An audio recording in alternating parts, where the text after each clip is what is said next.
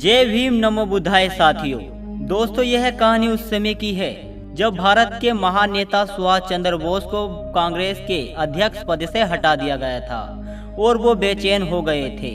नेताजी बोस भारतीय फौज के ब्रिटिश सत्ता के विरुद्ध संघर्षों के लिए संगठित कर रहे थे। सुभाष चंद्र बोस ने मुंबई मोहम्मद अली जिन्ना, बाबा साहब अम्बेडकर और सावरकर से 22 जुलाई 1940 को मुलाकात की थी। नेताजी सुभाष चंद्र बोस प्रतिष्ठित संघ को स्वीकार करने से मना कर दिया था और बाबा साहब अम्बेडकर भी इसके विरोधी थे। इसलिए सुभाष बाबू ने अम्बेडकर से एकजुट होने का फैसला किया। दोनों के बीच बातचीत होने पर अम्बेडकर ने सुभाष चंद्र बोस से पूछा कि क्या आप चुनाव में कांग्रेस के खिलाफ अपने आदमी को खड़ा करेंगे, तो नेताजी ने साफ मना कर दिया। और फिर बाबा साहब अम्बेडकर ने नेताजी से पूछा कि अछूतों की समस्या पर उनकी पार्टी का विचार क्या होगा। सुभाष जी के पास इसका भी कोई उत्तर नहीं था और उनकी बातचीत वहीं खत्म हो गई। बाबा साहब डॉक्टर अम्बेडकर जी जाति व्यवस्था के सख्त खिलाफ थे।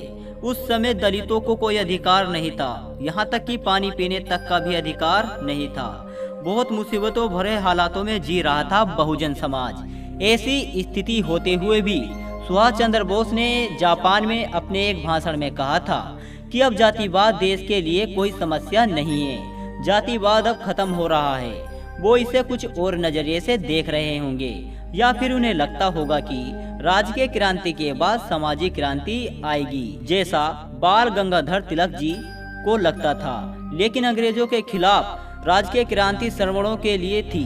सवर्णों ने बहुजनों को गुलाम बनाकर रखा हुआ था और सवर्णों को अंग्रेजों ने गुलाम बनाकर रखा था। मतलब एक साथ दो क्रांति हो रही थी।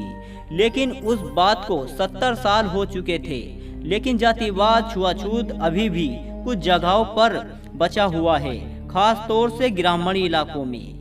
जब भी मैं अपने गांव में जाता हूं, मुझे आज भी जातिवाद दिखाई देता है। बड़े तौर पर आज भी गांव में महार, बाड़ा जैसे जाति सूचक शब्द मेरे कानों में चुभते हैं। यह सब देखते हुए बाबा साहब अम्बेडकर ने गांव छोड़कर शहर जाने का फैसला किया था और सुभाष चंद्र बोस नेताजी की लड़ाई ब्रिटिश के खिलाफ थी और हमारी हजारों सालों की जाति व्यवस्था के खिलाफ थी।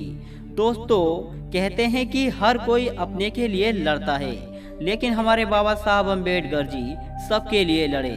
उन्होंने इस देश में रहने वाले सभी लोगों को एक समान समझा। अगर वीडियो अच्छी लगी हो तो कमेंट करके जरूर बताएं। जय भीम, जय भारत।